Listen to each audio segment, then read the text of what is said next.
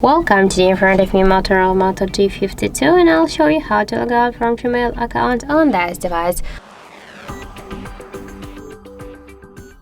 So let's first open the Gmail application, and after that tap on the right upper corner.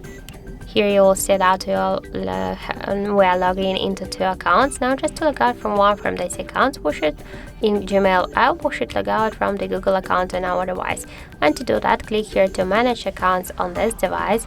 Here I'll select the first account to log out and click here to remove account, then confirm your action by click to remove account again.